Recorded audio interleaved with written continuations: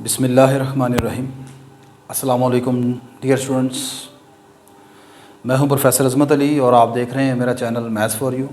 आपको बेटा operation search की क्लास में वेलकम। आज के लेक्चर में हम अपने चैप्टर नंबर 2 ट्रांसपोर्टेशन मॉडल में कुछ इम्पोर्टेंट डेफिनेशंस, कुछ कंसेप्ट्स जो हैं उनको यहाँ पर हम डिस्कस करेंगे।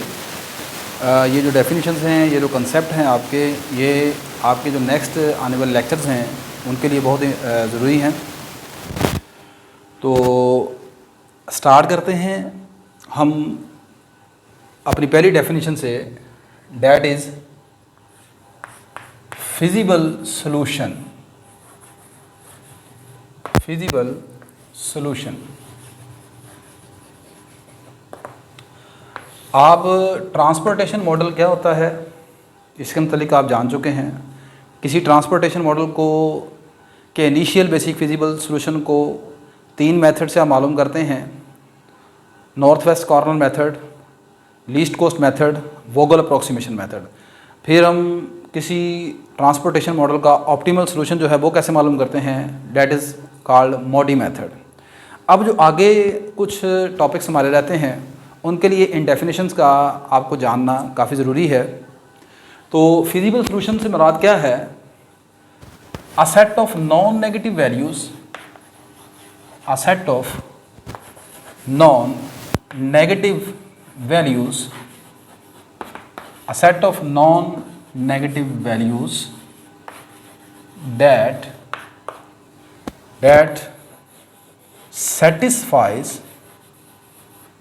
that satisfies rows and column sums, that satisfies rows and column sums, and this rows and column sum also called rim requirement. This is also called rim requirement. A set of non negative values कह लें या set of non negative allocations, both words can be used. xij greater than equal to 0. Here xij represent the non negative allocation. तो मैंने लिखा है कि जी आपके पास feasible solution से मुराद x की आपके नॉन नेगेटिव एलोकेशंस की वैल्यूज़ का ऐसा सेट है, ठीक है, x की ऐसी वैल्यूज़ का सेट है जो कि आपकी रो और कॉलम की रिक्वायरमेंट को फुलफ़िल करता है। और रो या कॉलम की जो रिक्वायरमेंट है इसे रिम रिक्वायरमेंट भी बोलते हैं। मतलब मसलन क्या है, मैंने ये एक ट्रांसपोर्टेशन मॉडल लिखा हुआ है, इसमें 3 रोज़ हैं, 4 कॉलम हैं, और मैंने इसका सोल्यूशन वोगल अप्रॉक्सीमेशन मेथड से मालूम किया है, जिसमें आपके पास यहाँ पर x12 की वैल्यू 15 है, x14 0 है, x23 15 है, x21 10 है, x31 5 है, x34 5 है। तो ये जो x की वैल्यूज़ हैं इन्हें बोलते हैं आप नॉन नेगेटिव एलोकेशंस। क्या कहते हैं? Non negative allocations. ठीक है, ये जो आपके पास नॉन नेगेटिव एलोकेशंस हैं, ये जो वैल्यूज़ आई हैं, आप चेक करें ये नेगेटिव नहीं है, या तो ये ज़्यादा से ज़्यादा एक जगह पर 0 है, अदरवाइज़ ये पॉजिटिव है। ठीक है, और ये जो नॉन नेगेटिव एलोकेशंस आपने निकाली हैं ये आपके रो सम को या कॉलम सम को सेटिस्फाइड कर रही हैं। कैसे चेक करें? ये मैंने दोबारा आपका टेबल बनाया है, आप इसमें देखें, इसकी पहली वैल्यू है 12 x12, पहली रो दूसरा कॉलम, ये आंसर आया है 15। आगे यहाँ पर x14 की वैल्यू 0 है, तो पहली रो का सम बनता है 15। इसी तरह ही आपके पास ये दूसरी रो है, दूसरी रो का टोटल सम बनता है 25। और आप वहाँ से देख लें कि आपके पास जो सप्लाई है, सप्लाई दूसरी रो में 25 है, तो यहाँ से सम भी देख लें 25 ही बनता है। ये वैल्यू है आपकी x31 की। ठीक है, तो x31 का वैल्यू आंसर आया है 5, और ये वैल्यू है आपके पास x34 की, इसका आंसर भी आया है 5। इन दोनों का सम कर लें, ये बनेगा 10, और 10 आप यहाँ पर देख लें तीसरी रो की सप्लाई भी 10 है। अगर इसी तरह आप कॉलम वाइज देखें तो कॉलम वाइज यहाँ पर पहली डिमांड 5 है, ये टोटल ये भी 5 बनता है। यहाँ पर दूसरी कॉलम की डिमांड 15 है, ये भी आंसर 15 है। तीसरे कॉलम की डिमांड 15 है, यहाँ पर भी 15 बनता है। चौथे कॉलम की डिमांड टोटल 15 है, ये भी करके देख लें, 10 + 5 15 है, ठीक है। तो रो सम और कॉलम सम से ये मुराद होता है कि आप रो वाइज सम करें या कॉलम वाइज सम करें, अपनी एक्स की वैल्यूज़ का आंसर वही आना चाहिए जो आपकी डिमांड और सप्लाई में है, ठीक है। तो अगर आपको एक्स की ऐसी वैल्यूज़ मिलती हैं जो कि आपके रो सम और कॉलम सम को सेटिस्फाइड करती हैं, तो that set of values is called basic feasible solution, ठीक है। आगे हम पढ़ेंगे यहाँ पर basic feasible solution. This is the important definition, basic feasible solution. एक फिजिबल सोल्यूशन को आप कहेंगे बेसिक फिजिबल सोल्यूशन है अगर a feasible solution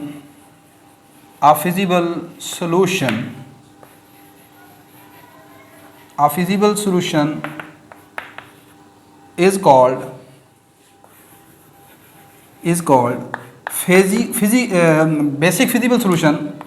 basic feasible solution if number of non-negative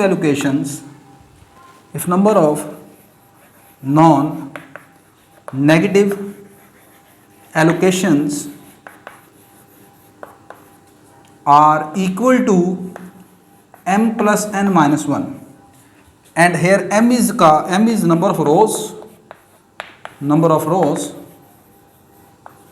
and n is number of columns.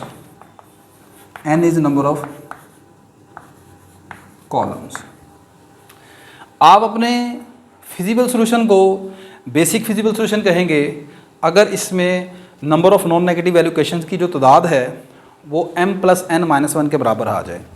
आपने अपने इस transportation model में x की वैल्यूज़ गिनी, कितनी बनती हैं आपके पास?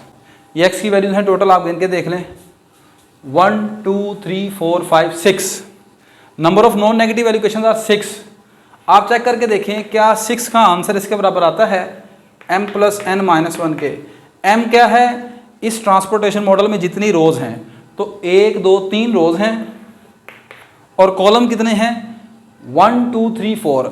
याद रहे डिमांड और सप्लाई वाला जो है वो रो या कॉलम नहीं गिनना आपने, ठीक है ना। जैसे यहाँ पर ये सप्लाई वाला आखिरी कॉलम है, दिस विल नॉट कंसीडर। इसी तरह आखिरी रो वो डिमांड की, उसको कंसीडर नहीं करना आपने, सही है। तो आपके पास यहाँ पर नंबर ऑफ कॉलम 4 है, 4 - 1 आंसर बनेगा आपके पास 6। तो 6 = 6, ये आपके पास number of non negative allocation की जो तादाद है वो m + n - 1 के इक्वल आ गई है। It means this shows that कि आपके पास ये जो फिजिबल सोल्यूशन था, this is now basic feasible solution. Next and the very important, non degenerate basic feasible solution. Non degenerate basic feasible solution. एक बेसिक फिजिबल सोल्यूशन को, अब वो बेसिक फिजिबल सोल्यूशन बन चुका है, यानी m + n - 1 के बराबर आ गया है। एक बेसिक फिजिबल सोल्यूशन को आप non degenerate basic feasible solution कहेंगे अगर इसमें जो एलोकेशंस हैं वो इंडिपेंडेंट पोजीशन पर हों। वो कहाँ हो? इंडिपेंडेंट पोजीशन के ऊपर। इफ द इंडिपेंडेंट पोजीशन,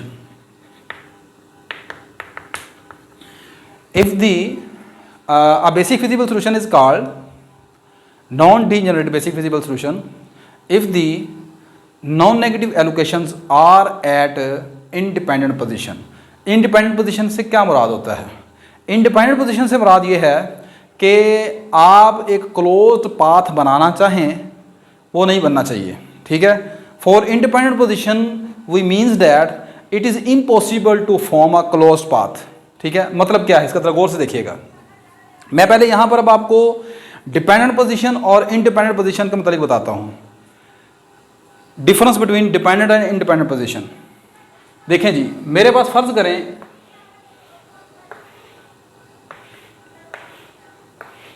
ये एक 3x3 का ट्रांसपोर्टेशन मॉडल है। इसमें आपने x की वैल्यू निकालनी है नॉन नेगेटिव एलोकेशंस की। फर्ज करें कि एक वैल्यू यहाँ पर निकल आई है यानी x11, एक वैल्यू ये निकल आई है x13, एक निकल आई है ये आपके पास x31 और एक निकल आई है x33। आपने ये देखना है क्या ये जो पोजीशंस है एलोकेशंस की ये डिपेंडेंट है या इंडिपेंडेंट है, ठीक है। Allocation mean non negative allocation mean x की जो वैल्यूज निकली हैं इन्हें नॉन नेगेटिव एलोकेशंस कहते हैं। आपने ये देखना है कि ये जो एलोकेशन लिखनी है ये डिपेंडेंट पोजीशन पर है या इंडिपेंडेंट पोजीशन पर है। कैसे पता चलेगा? आप चेक करें क्या इनको आप किसी एक क्लोज्ड पाथ से मिला सकते हैं। क्लोज्ड पाथ का मतलब है कि आप इसे हॉरिजॉन्टली और वर्टिकल लाइन से मिला सकते हैं। जी बिल्कुल मिलाया जा सकता है। देखिए these can be combined as, ठीक है। तो ये जो आपके पास एलोकेशन है, नॉन नेगेटिव एलोकेशन है, ये डिपेंडेंट पोजीशन पर है। This is at dependent position, dependent position, ठीक है। अब मैं आपके पास एक एलोकेशन बनाता हूं जो कि इंडिपेंडेंट पोजीशन पर है।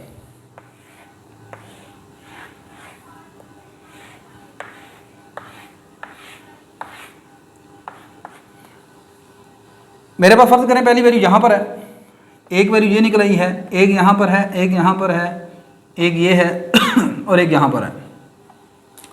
क्या आप इन्हें हॉरिजॉन्टल और वर्टिकल लाइन से तमाम वैल्यूज को मिला सकते हैं?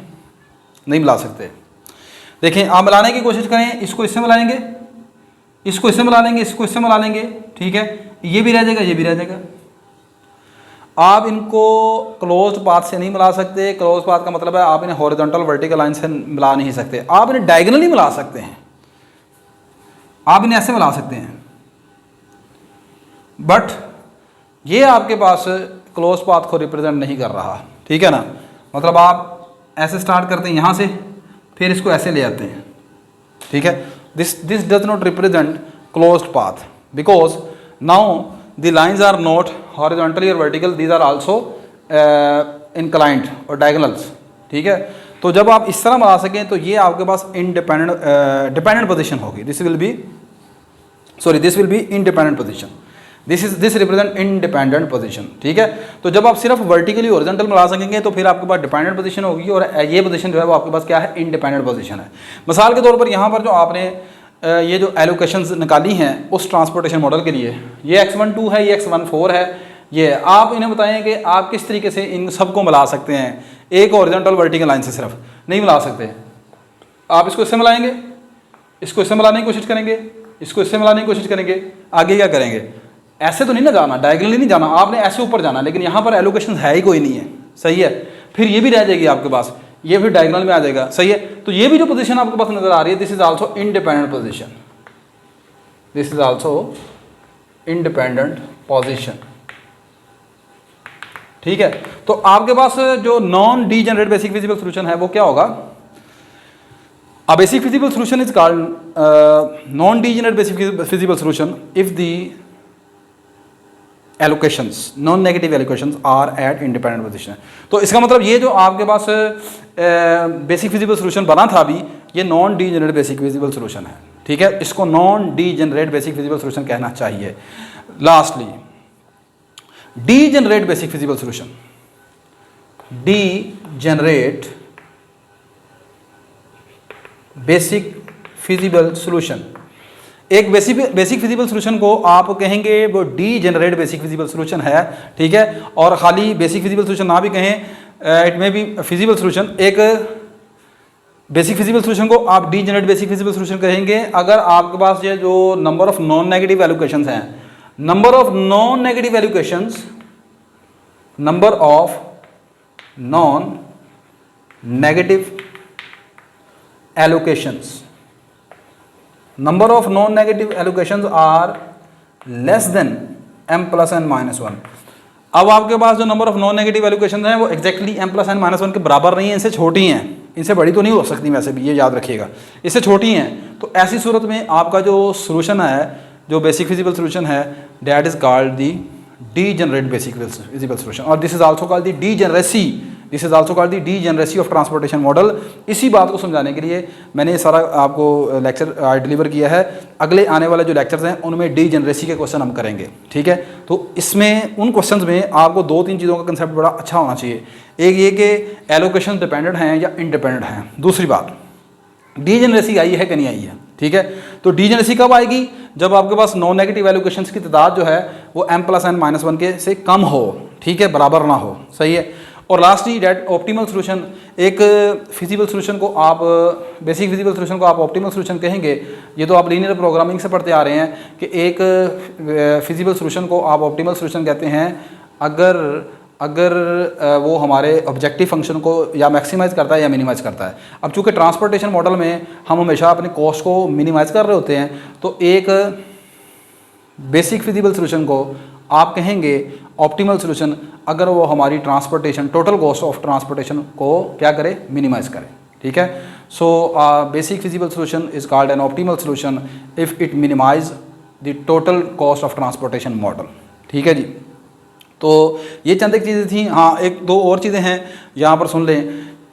आप यहाँ पर देखें इस ट्रांसपोर्टेशन मॉडल में आपने किस किस सेल की वैल्यू निकाली है, किस किस वेरिएबल की वैल्यू निकली है। एक निकली है x12, अगली निकली है x14, ये निकली है x23, ये निकली है x24।